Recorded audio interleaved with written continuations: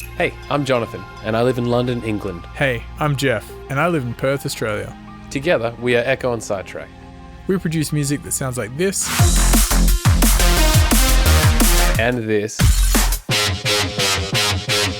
And even this. This podcast is about music, creativity, and everything in between the giant space that separates us. Welcome to A Band Apart with Ekko and Sidetrack.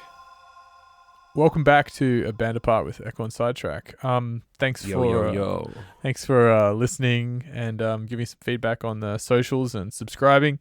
As you know, we are now on Spotify as well as SoundCloud, as well as YouTube and your podcast app. So you can check us out wherever you like.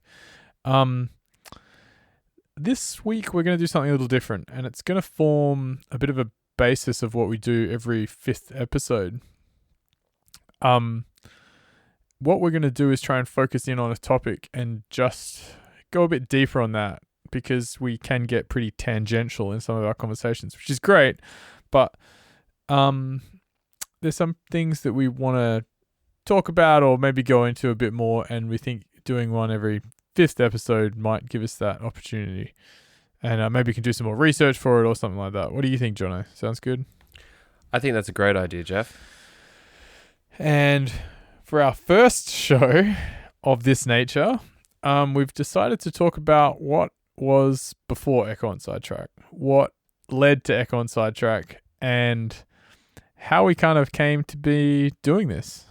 And we've got to wind the clock back a bit, so bear with us. Yeah. How do you want to begin? How do we want to begin? What I was going to say. In the beginning, there was man. No. It all started in 1864 on a marina in Crete. Local fishermen. What's your earliest music memory? One of my earliest music memories is choosing records at our house in Kalgoorlie, which is in country WA. So that's got to be anywhere from 1989 to 1993, probably closer to 1990-ish, 91.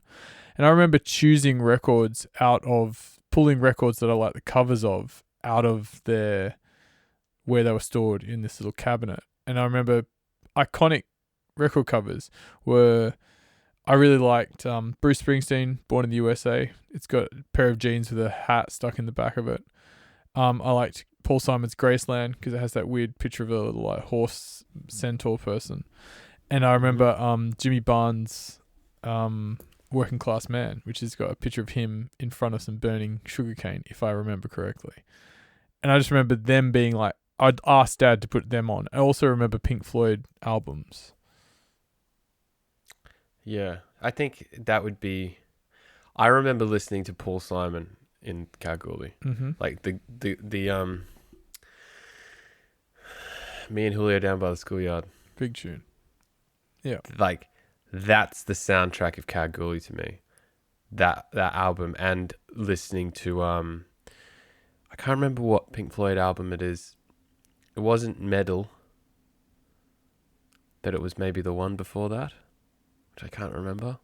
But like the one in the late 80s, I think.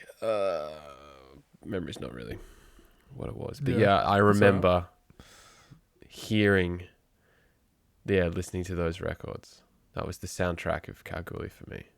Dad had quite a good musical music taste. Yeah, I think we're pretty lucky that, we grew up on the background music in our house was, the Eagles, Leonard Cohen, Pink Floyd, Jerry Rafferty.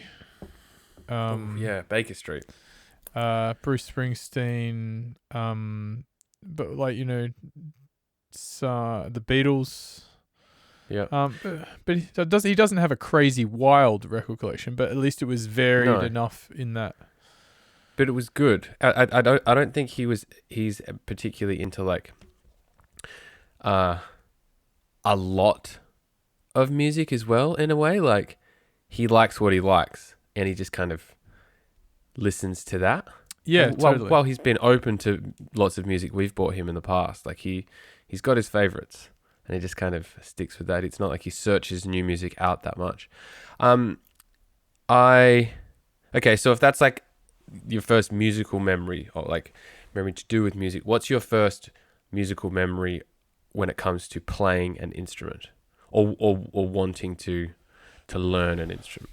I wanted to learn the drums or guitar. I just wanted to be in a band. I like saw cool bands and I wanted to be in one of them. I think I wanted to be successful in a band. Like I listened recently to Kevin Parker from Tame Impala talk to Rick Rubin on a podcast, the Broken Record podcast, which is really great. But he talks about wanting to be known and famous and in a band when he was really young, because he could see Silverchair do it when they were really young, and I can totally like I know exactly where he was coming from. Like I saw Silverchair becoming successful at that age, and I saw, like, I was listening to, you know, punk rock or anything, and I was just like, well, that's the new normal. Like I have to be famous before I leave high school. I have to, you know, we have to start a band. I have to learn how to play the guitar, you know, all this kind of stuff. So I remember starting guitar lessons in year 6, and my guitar teacher, John, would turn up to the house and Smelling like ciggies. Smelling like cigarettes, yeah. And he would teach me some songs, which is cool. But yeah, and then realizing pretty quickly that I wanted to learn more songs and scales and things like that. But yeah, just, you know, guitar was my entry level. But did you learn anything before the guitar? When I was really young, Mum took me to like 1 or 2 violin lessons, and I just remember thinking, again, even as a child, I remember like the teacher trying to like show me how to hold a violin and stuff like that, and I'm like, cool. And then I'd seen people like play the violin on TV, and like they move their hands, you know, how they're like sustaining a note, like, you know, moving their hands like in that kind of shaking way, which is like, you know, it's like playing a guitar or something. You can sustain a note like that. And I thought that's how you played violin. So I was just like to the guy, I was like, how do you do that? And he's like, oh, that's like not important. That's not important now. And I was just like, well, how am I ever going to be, you know, some famous person on television if I can't do that? I don't know. It's interesting that just this, maybe there was this constant desire for notoriety in some strange way. I know the feeling, that wanting notoriety but not really it being important. I just remember thinking, because like I'm your younger brother and had a fairly similar introduction. Like I played the piano originally, and my piano teacher Darren would come and teach me. He would spray me with some water. If it was too hot, which in hindsight is very strange.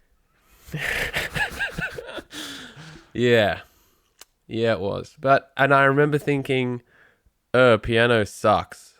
Now I wish that I kept playing. But I remember stopping, and our older brother Ben played the drums, and I would always ask him if I could play on his drum kit. We both would. We both wanted to play Ben's drum kit, to the point where he would be out of the house and I would go into his room and work out exactly how he'd laid the sticks so I could bash the drums and listen to Blink-182. And he'd be like, did you guys play my drums?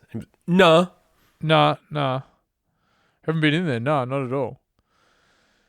And he'd sometimes let me play. And then when he upgraded and bought so he had like a bit of a ad hoc kit, if you will, just thrown together. It was a cheaper drum kit. And then I think he saved up money and bought a Pearl, his black drum kit. Maybe a Pearl Export or something. Yeah.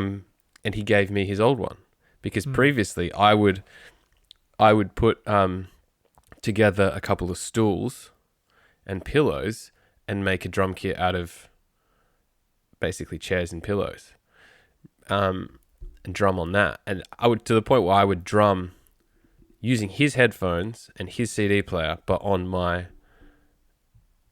drum kit, pillow, and we had drum kit with air quotations.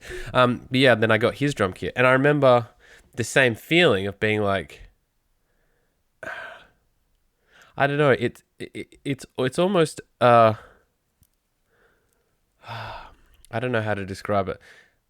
It's like I remember learning to drum to Nimrod, the Green Day album. Yeah. That was like the first album that I learned to drum to. And once I nailed a song, I was like, oh, sick. Like, now I can be in a band, and then we can become famous and we can be a successful musician. It was like a very, oh, you did one thing, therefore actually something that's extremely difficult and hard is now within your grasp and within a year. You know, that kind of like the fast track to fame. The blind faith seemed like something that both the Hanson brothers thought was a reality. Yeah, yeah, totally. But it's weird because it's like, I think that kind of, I guess, blind faith has led us to be successful musicians, because we've got there in the end. I mean, it took longer, and we're not in a punk band, and we didn't go on the Warped Tour, and like, you know, that kind of thing, which I'm sure was probably both of our dreams at some point. But we did get successful, and we have some notoriety, and it's not that the notoriety is important. It's just like being part of. I think we both just wanted to be a part of a band and like have that lifestyle and make music, and like be musicians. Yeah, I mean, the classic Banksy quote is the time of getting fame for your name on its own is over. Artwork that is only about wanting to be famous will never make you famous. Any fame is a byproduct of making something that means something. That's something that hangs in our studio. And that is so true. Like, we weren't going to get quote unquote famous unless we did something that meant something. And it actually takes, 10 years or more to, travel your own little path to get where you are creating something that means something. But we had some experience creating some stuff that meant something pretty early on. Do you remember what the first song you wrote was? Oh, first song I wrote. I remember your lyric book. Yeah, I've still got that somewhere, man. It's full of just like high school rhymes and songs about girls that are slight variations on Blink-182 songs. Really, that's essentially it. I remember you would work on lyrics with John. Well, we're skipping ahead. Yeah, sorry. So my more bandy take, if we can skip forward to when I was in year 9, I took a class called Music and Society, which was 6 periods a week of get together a small group, create some music, and then perform it at the end of term. It was the best subject ever because it was so free. Like, literally, the teacher talked to us once at the start of the start of the term, and then she checked on us maybe once more. And one of the classes, or 2 of them, were like afternoon classes, so straight after lunch, so we could head over early during lunch and jam really loud. We had access to all the school's gear, so like sick valve amps, all sorts of stuff. And I'd formed a band with 2 other guys, John and Scott. My mate John recently just got married. We're still mates, and Scott still lives.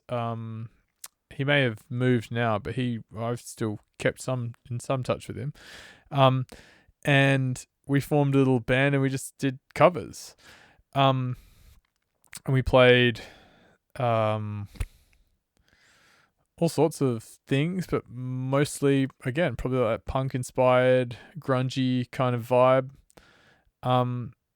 And other years students also took this class, and then like we'd like meet there in during lunch or something, and we'd kind of be like, oh, those guys are playing that music, like, oh, can we use the amp or whatever? And they'd be like, yeah, sure. So there were multiple bands within the class. Well, yeah, there was multiple bands within the class, and like some guys were like playing, more classical, not classical, but they just did. It was one of those cases where I just like, as soon as they were like, you just form a band, I was like, well, this is what a band we're going to form, and this is going to be so sick, and we're going to get in a small room, turn the music up fucking really loud, and fucking just jam. That's what we're going to do. This whole class is about jamming. And like whether it was like just like big long solos or just like sick, do whatever vibes, you just create that energy in a room, which is so electric as a band, like that, looking at each other like, yeah, like let's change here, like yeah, like those, feeling those moments. And I think I got addicted to that. And then like we'd learn a song together and we'd jam it out. And Scott was the only one. Scott was would go on to Whopper and study as a jazz drummer, and he was extremely talented as a drummer. So he was the most seriously musical out of all of us. So he would kind of he would give some direction. And John and I would basically just like play everything by ear, or like we'd ask our guitar teacher, Steph, shout out to Steph, wherever you are. He was a great guitar teacher, another legendary guy. He was, and we'd ask him to teach us a song, and he'd like write down the tab for us, and then we'd like jam it out. Yep. And that, we kind of stayed in that formation over the next 4 years of high school. Yeah. Jamming, and then like jamming out of class as well. So we'd like go home, go to each other's houses and jam, and like formed more of a band kind of thing. Like we were going to start writing our own music, and we did. And did you guys ever record any of your originals? It's funny actually that in year 12 we recorded, because the school got a Pro Tools set up, and we recorded some stuff that never got finished. And I remember that was probably one of my first interactions with understanding what recording was or could do. Like, because I remember I started listening to music differently. Like, I remember being like, the guitar in this song, like, comes in the left-hand side, and then there's another guitar that comes in the right-hand side. And, like, the sum of those two sounds really cool. And I also remember understanding that multi-tracking had taken place. Like, you weren't just sticking a microphone in a room with a band and recording. And that probably would have been like year 11. And then we got the opportunity to do that actual recording in year 12. And I remember trying, like, asking the teacher to do things that were way beyond what he knew. Like, he was pretty, like, he was learning Pro Tools on the fly. And I was like, all right, sick, we'll multi-track, this guitar, and then like we'll be able to record the bass here, and like copy that bit to there, and like then we'd like record some gnarly drums, and we'll like just thinking. You were already thinking like an engineer. Yeah, an engineer or a producer, just like make that like oh, could we record the timpani, or could we ask some kids to record some strings, or like thinking and we're probably getting like 2 hours a week access to this Pro Tools thing, and we'd and as the school also upgrade its performing arts area, like new rehearsal rooms got built, and like the school got better gear, and so like I'd lug my big Marshall amp to the school, but then sometimes we'd use like the Fender amp, or sometimes Scott would bring some of his drums, but other times there'd already be a drum kit set up, and we'd like get a really good room that sounded really good, or maybe we'd just get one of the small tiny rooms that didn't sound particularly great, but the energy you could create in there. Like, I remember asking like mates would be like, oh, you guys having band practice? And we're like, yeah, we're going over there now. And they'd go over there in lunchtime, and we'd have like 10, 15 people in one of those tiny rooms playing like some punk tune, And everyone just like, yeah, this is sick. And again, the energy is electric. That's the intoxicating thing about performing. Do you remember ever coming to one of those jams, or like when did you get involved in playing music with your mates? Well, I did it first with you guys. Oh, yeah. So I would, again, you being the cooler older brother and I wanting to emulate what you were doing, I would fill in for Scott when he wasn't available to practice, or you and I would sometimes just jam. Yeah, because Scott had more musical obligations than John and I. Yeah, because he was in jazz band. He was in like the school bands. Yeah. And he'd have to do lessons and stuff. And me and John and I would like hang out and go and swim in the pool and smoke weed and whatever.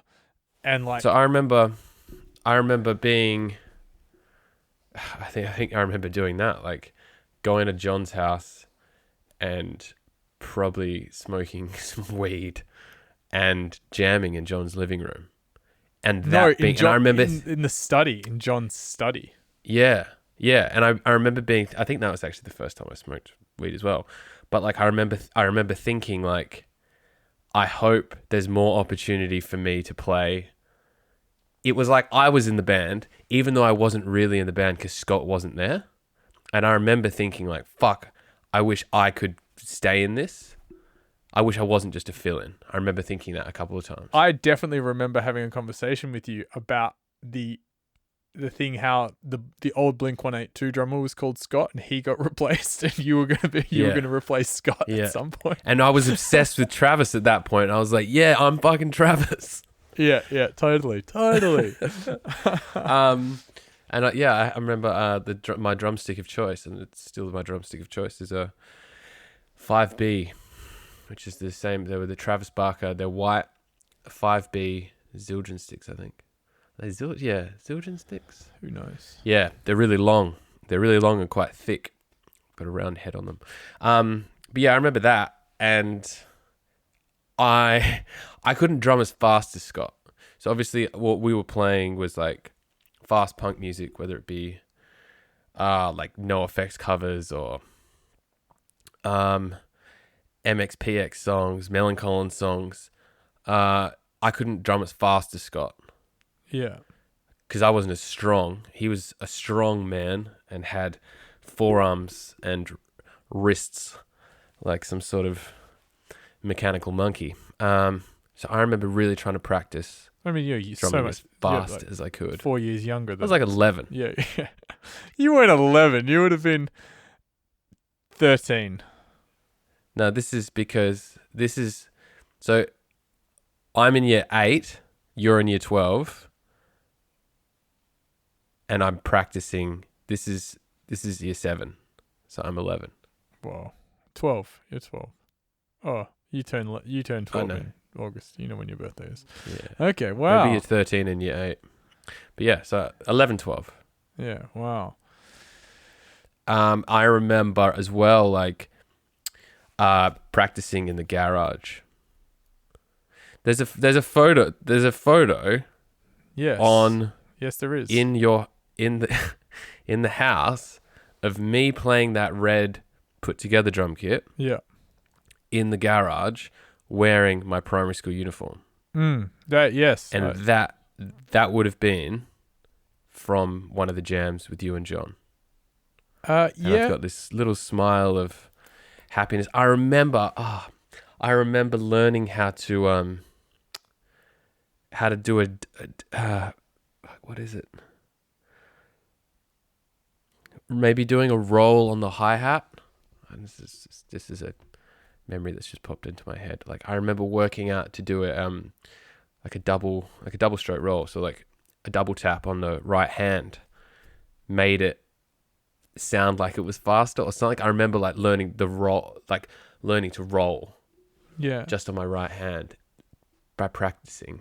It's also worth fast. mentioning something we're missing is that like Ben, our older brother, who's 4 years older than me, was the real trailblazer because he, amongst his conscientious like whether it was computing or like extracurricular activities, he had bands as well.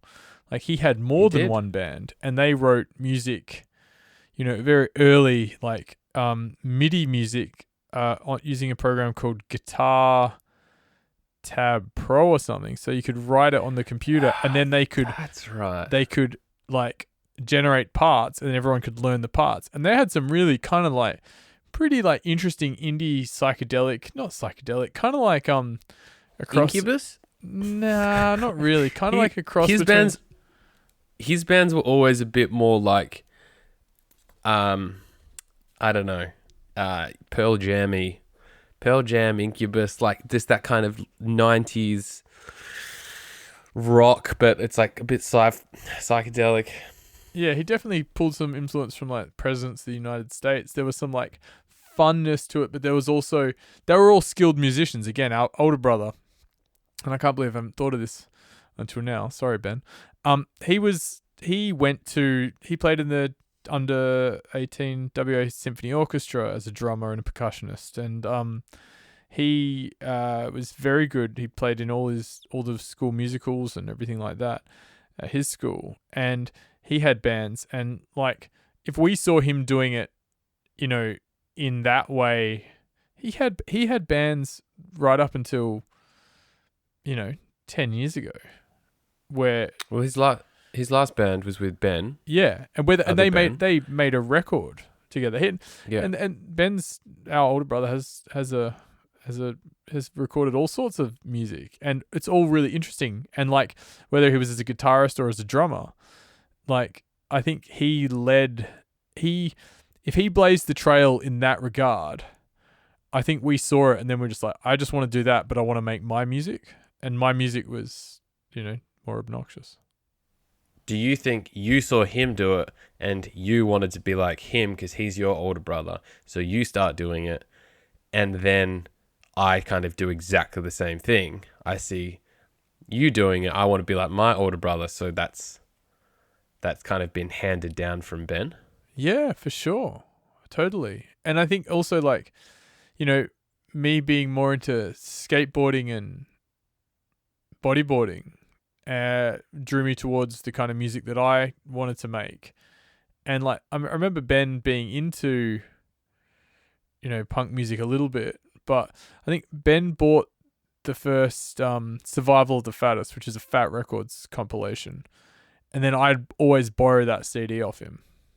And then I was just I was a primary schooler that liked NoFX and Lagwagon, and would try and would order things off the Fat Records mailing catalog that came inside the sleeve of a CD. Do you remember your NoFX hat? Yeah, man. That you gave to me? Did I give it to you, or is it one of those things that you took off me and then lost and then said I gave it to you? No, you used to wear it in primary school. Yeah, I definitely had a few bits and then you went to high school where you couldn't wear the NoFX hat. Oh yeah, because you couldn't wear hats in high school. I remember, you had to wear a school hat. Yeah, I remember that being such a jarring thing. Like, what do you mean? Yeah, what a fucking ridiculous rule. Well, a maroon hat. It was part of the uniform. It was just a uniform. That's the thing. Like, we went from a public school to a semi-private school. Not really. Yeah, and I remember you gave me that, and I was like, yes, that's sick. Now I can wear the NoFX hat. And I was the cool kid with the NoFX hat who didn't really love NoFX at all. And I remember some of the older kids maybe commented on it. Like, who would it have been? Like, the year 7s when I was in year 5. So people that were like Eric's age. Yeah. A couple of years. Yeah. And they're being like, nice hat or something like that, and asked me a question about NoFX and I couldn't answer it, or I was like, yeah, I don't know, just made up something. And But I remember that. Still remember going on like camping trips or something and bringing like that MXPX tape, Life in General, and the tapes that I'd made of NoFX, and then like playing them, and that was the tape that was in the Walkman. So that's the one that you and Tyson could listen to. Like you're like, oh, can I listen to the Walkman? I was like, yeah, you can listen to this. And I remember he was like, who is this? And I was like, it's NoFX. And he's like, no face. And I was like, NoFX. And he's like, I feel like I remember him saying that. Okay, so is this a true memory or not? Did you buy that MXPX tape at a service station when we were driving somewhere? Like, I'm talking like driving down to Albany or something like that. No.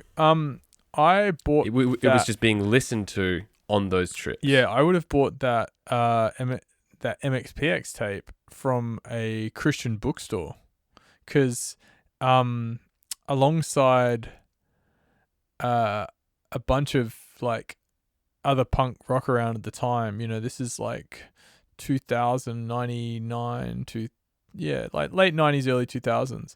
There was a lot of punk rock that you'd like listen to and then be like, I think they might be singing about Jesus instead of girls, but I don't care because I like it. And I remember was MXPX a Christian band? Yeah, MXPX would have been they would have fallen into a Christian rock band, Christian punk band. Shit. Yeah, so did like that. it was like Curb. It was a Perth one.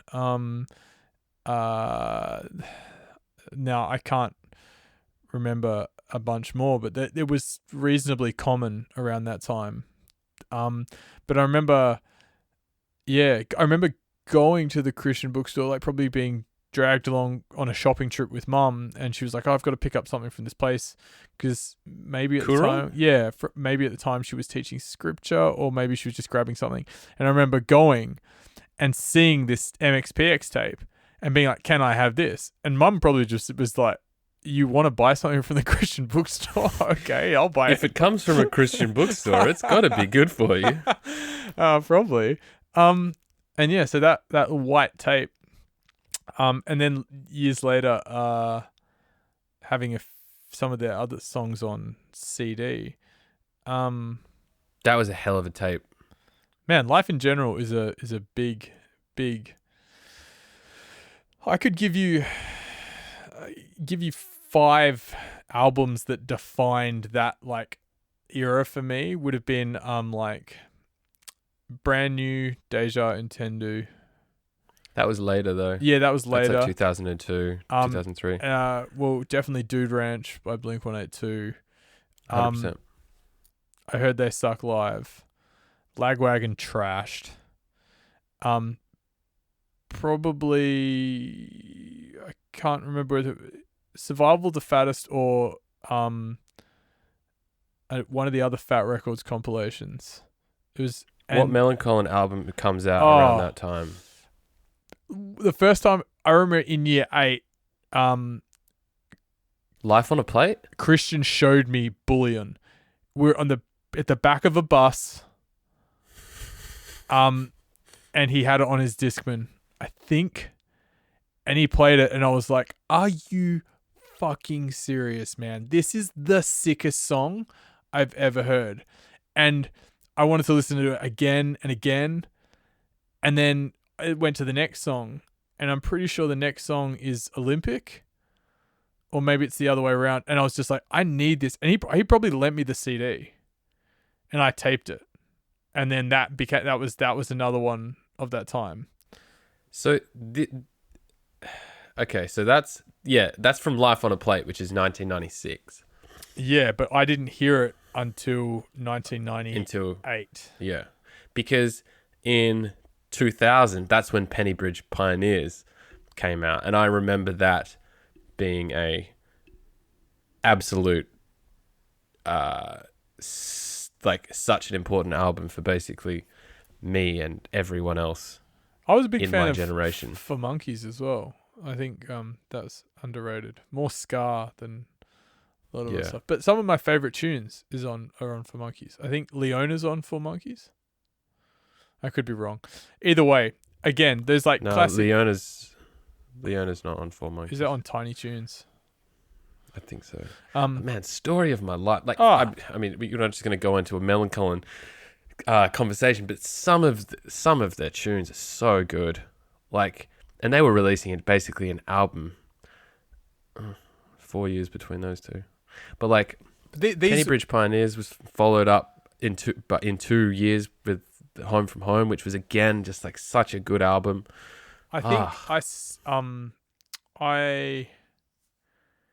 my music taste really broadened out in year 12 as I started getting lifts to school with my mate Robbie, who would blast the Beastie Boys and Dr. Dre and Eminem, and like we would do handbrakes turns in his car and drive to school with you in the back.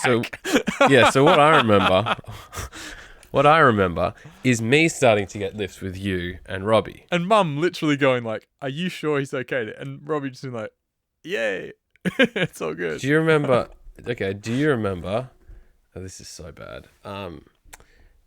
When I asked Robbie for a cigarette on the way to school. Fill me in. Remind me. Because Robbie would park in a little suburb over from on the way to school. Harbour Rise, and smoke a cigarette. Benson Hedges, smooth.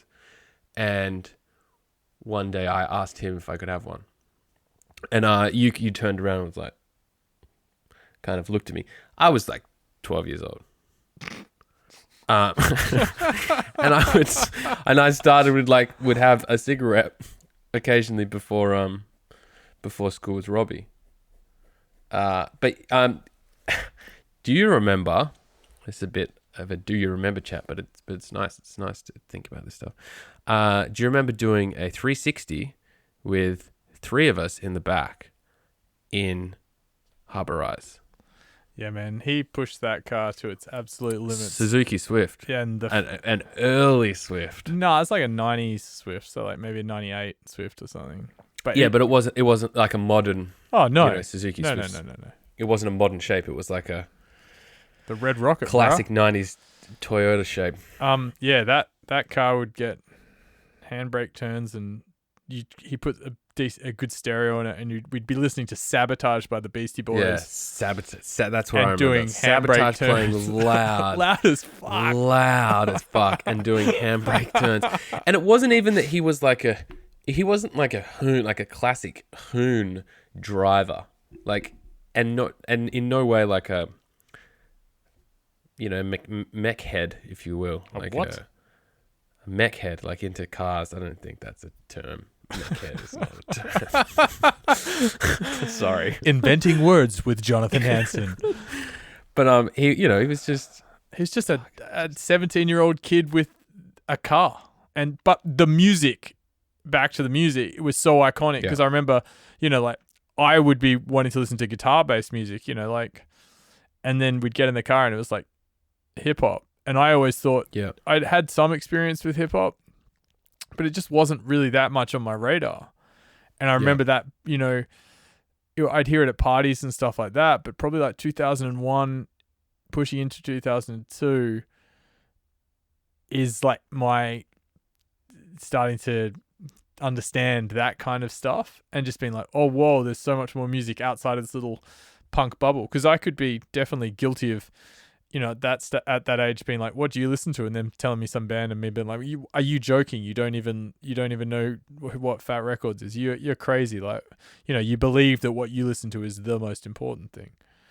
Yeah. And you don't even know that there's more music out there. Like there's so much music. So much. There's almost too much music.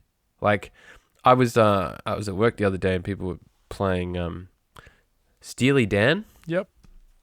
Which is I loved it. It was sick. I'd probably heard it before. I've heard the name Steely Dan before. But I was like, I haven't listened to a Steely Dan album. Like, I haven't hunted this band out. this is amazing. And then after that, they played that. I think Tristan suggested something else. And I was like, I've never heard of that. That sounds awesome too. And like, it's like if you don't search out new music, you can fall into the category of just listening to the same thing over and over again. And sometimes that's okay as well. Like there's some things that just take you to a certain place, so that's important. But it's interesting.